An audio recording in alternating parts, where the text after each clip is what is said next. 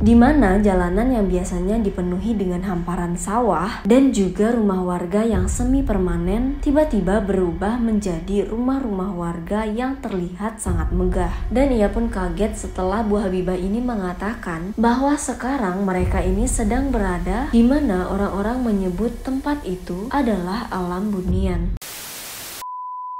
Hai guys, aku Olivia dan selamat datang kembali di YouTube channel aku. Gimana kabar kalian hari ini? Semoga kalian semua dalam keadaan sehat ya. Di video kali ini aku akan kembali membacakan cerita horor atau paranormal experience yang dikirimkan oleh Tari. Di mana Tari ini menceritakan pengalaman yang dialami oleh seorang kenalannya yang menjadi dukun sakti setelah 11 tahun ia menghilang, dan ternyata menurut ceritanya selama ia menghilang ia tinggal di alam yang berbeda dengan alam manusia, yaitu alamnya orang bunian. Tapi seperti biasa, sebelum kita masuk ke ceritanya nih, jangan lupa untuk like, subscribe, dan juga komen sebagai bentuk dukungan kalian terhadap YouTube channel aku. Oke, tanpa berlama-lama, langsung saja kita masuk ke ceritanya. Nah, jadi Tari ini memiliki seorang kenalan, seorang dukun yang cukup sakti dan terkenal di daerahnya, yang mana orang itu bernama Nek Juhai. Nah, kabarnya nih, Nek Juhai ini memperoleh ilmu gaibnya semenjak ia menghilang selama 11 tahun. Dan ternyata saat itu ia tinggal, bahkan menikah dengan orang bunian. Beberapa bulan sebelum Nek Juhai ini meninggal, Tari dan bibinya sempat mengunjungi Nek Juhai untuk mengobati penyakit aneh yang diderita bibinya, di mana bibi Tari ini sering merasakan sakit di daerah perutnya seperti ditusuk oleh puluhan jarum, bahkan ratusan. Sudah segala macam cara dilakukan oleh bibi Tari ini agar mengetahui penyakit apa yang dideritanya. Ia pun sempat mengecek darah di rumah sakit, dan dari hasil pengecekan tidak ditemukan adanya penyakit di dalam tubuh bibi Tari. Fungsi darah, jantung, bahkan ginjal semuanya dalam kondisi normal. Namun entah kenapa setiap malam hari rasa sakit yang dialaminya itu semakin parah, terutama saat tengah malam. Nah, karena dari itulah Tari yang masih memiliki hubungan jauh dengan Nek Juhai akhirnya mengajak bibinya untuk menanyakan sebenarnya penyakit apa yang diderita oleh bibinya kepada Nek Juhai. Saat sampai di rumah Nek Juhai pun mengatakan bahwa benar bibi Tari ini dikirimi santet. Tapi saat itu Nek Juhai ini tidak menyebutkan siapa yang mengirimkannya, karena memang setiap kali ada seseorang yang berobat kepada Nek Juhai ini tidak pernah memberitahu siapa dalang atau pengirim dari penyakit yang diderita oleh pasiennya. Nek Juhai mengatakan bahwa tidak penting siapa yang telah mengirimkan penyakit tersebut, yang terpenting adalah kesembuhan dari pasiennya. Saat itu Tari dan juga bibinya pun memutuskan untuk menginap di rumah Nek Juhai. Saat itu Nek Juhai pun menceritakan apa sebenarnya yang terjadi kepadanya setelah 11 tahun ia menghilang, dan pulang-pulang ia menjadi dukun yang sangat sakti yang bisa menyembuhkan penyakit non-medis. Nek Juhai mengatakan pada saat usianya 5 tahun,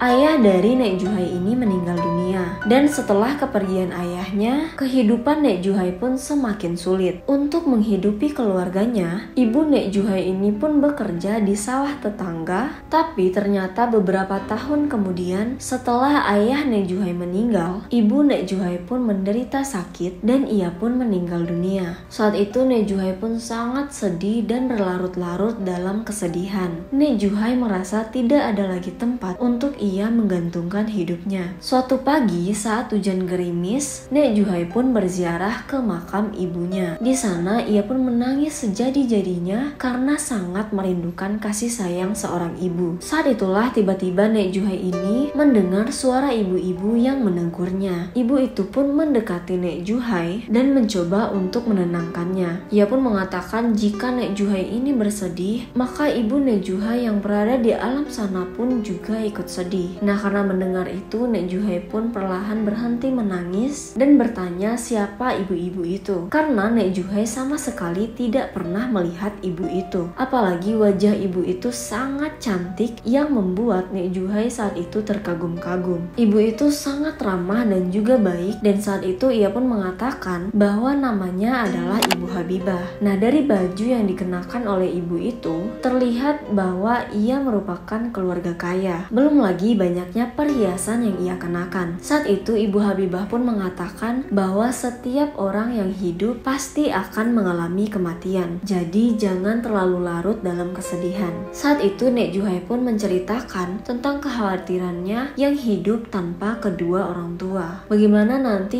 ia akan bersekolah, makan, dan mencari uang sendiri. Sementara ia sama sekali tidak memiliki siapa-siapa. Rasanya Nek Juhai ini sangat ingin ikut pergi dengan ibunya. Mendengar itu, Bu Habibah pun langsung kembali menasehati dan menghapus air mata Nek Juhai. Ia pun mengatakan, siapa yang bilang sih kamu tidak memiliki siapa-siapa? Kalau kamu bersedia, kamu bisa tinggal bersama ibu. Saat itu, Bu Habibah pun berjanji bahwa ia akan menyayangi, merawat, dan menjaga Nek Juhai selayaknya anaknya sendiri. Tatapan mata dari Bu Habibah pun membuat Nek Juhai ini merasa sangat nyaman dan juga tenang. Dan akhirnya Nek Juhai pun bersedia untuk tinggal bersama Bu Habibah. Nek Juhai dan Bu Habibah pun saat itu keluar dari pemakaman menuju ke sebuah mobil sedan mewah, dan mobil mereka pun semakin melaju menjauhi area pemakaman. Nah, sekitar beberapa menit berjalan, Nek Juhai ini merasakan suatu keanehan, di mana jalanan yang biasanya dipenuhi dengan hamparan sawah dan juga rumah warga yang semi permanen tiba-tiba berubah menjadi rumah-rumah warga yang terlihat sangat megah. Penduduk yang tinggal di sepanjang perjalanan itu terlihat seperti orang-orang kaya. Nek Juhai yang saat itu heran pun bertanya kepada Ibu Habibah di mana mereka berada, dan ia pun kaget setelah Bu Habibah ini mengatakan bahwa sekarang mereka ini sedang berada di alam yang berbeda dengan alam yang biasa Nek Juhai tinggali, di mana orang-orang menyebut tempat itu adalah alam bunian. Bu Habibah pun mengatakan bahwa Nek Juhai ini tidak perlu takut dan juga khawatir karena Bu Habibah akan melindungi dan juga menjaganya. Bu Habibah saat itu juga mengatakan bahwa ia beragama Islam sama seperti Nek Juhai, dan ia sudah sangat sering menunaikan ibadah haji. Mendengar itu, perasaan Nek Juhai pun mulai tenang. Tak beberapa lama, mereka pun sampai di rumah yang sangat besar dan memiliki halaman yang luas. Bu Habibah pun kemudian mengajak Nek Juhai ini untuk turun dan masuk ke dalam rumah. Di depan rumah sudah ada seorang remaja yang sangat tampan yang berdiri menyambut kedatangan Bu Habibah. Bu Habibah pun mengenalkan Nek Juhai kepada kedua orang putranya, yang mana anaknya bernama Haikal dan adiknya bernama Haidar. Setelah itu, Bu Habibah pun mengajak Nek Juhai untuk masuk ke kamar yang sudah disediakan. Saat itu, Nek Juhai ini kembali sangat takjub karena kamar itu sangat indah dengan lemari yang berisi baju-baju yang pas untuk ukuran Nek Juhai. Nah, saat malam, Nek Juhai pun bertemu dengan suaminya Ibu Habibah, dan suaminya berkata, tinggallah di sini selama apapun yang kamu mau.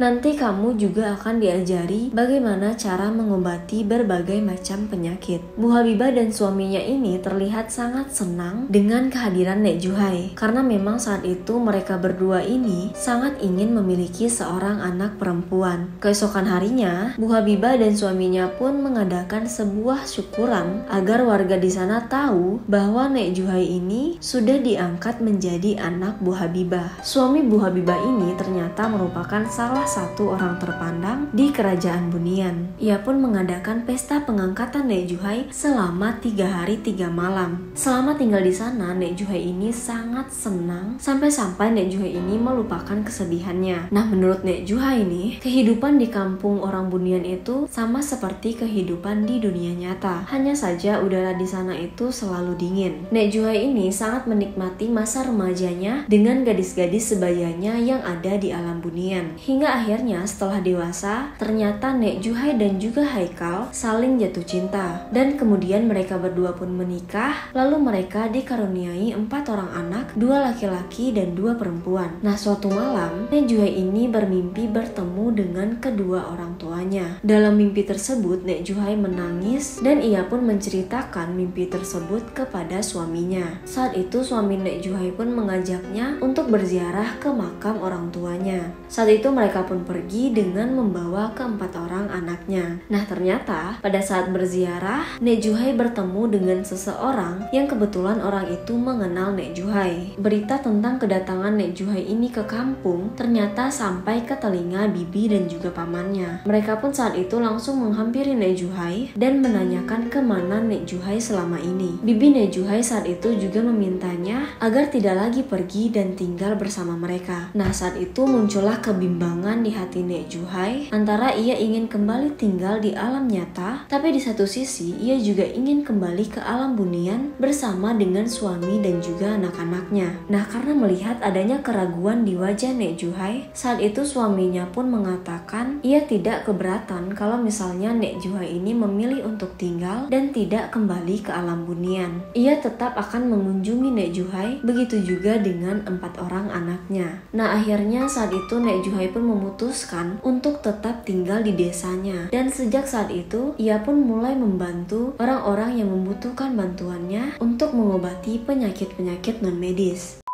Oke guys, sekian cerita kali ini, dan bagaimana menurut kalian? Jangan lupa untuk menuliskan komentar kalian di kolom komentar. Dan kalau misalnya kalian juga punya cerita horor atau paranormal experience yang ingin aku bacakan, kalian boleh banget untuk mengirimkannya ke email aku. Semoga kalian suka dengan video kali ini. Jangan lupa untuk like, subscribe, dan juga komen, serta hidupkan lonceng notifikasinya agar kalian mendapatkan informasi terbaru dari channel YouTube aku. Sekian dari aku, dan sampai jumpa di video-video menarik selanjutnya.